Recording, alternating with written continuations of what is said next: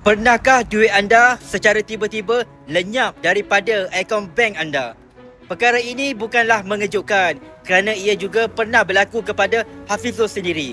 Dalam dunia yang semakin canggih dan moden dengan artificial intelligence, ada pihak yang tidak bertanggungjawab. Mereka menggunakan aplikasi random number generator untuk meneka nombor kad ATM bank kita. Dan apabila nombor daripada random number generator tersebut sama dengan nombor kad ATM kita, besar kemungkinan mereka boleh mengambil duit kita melalui transaksi.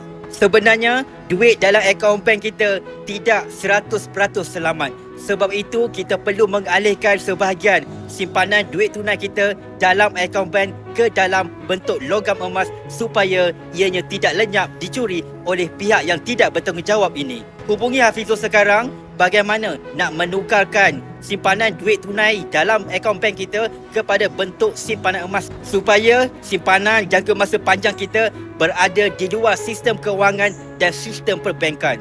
Untuk jangka masa pendek, kita tak ada pilihan. Kita menggunakan bank untuk transaksi jual beli harian kita. Akan tetapi untuk simpanan jangka masa panjang, kita perlu melindunginya, kita perlu menjaga hasil titik peluh kita bekerja kepada bentuk logam emas. Hubungi Hafizul sekarang bagaimana nak buat simpanan emas di akaun simpanan emas Physical Gap. Hafizul bantu sebaiknya.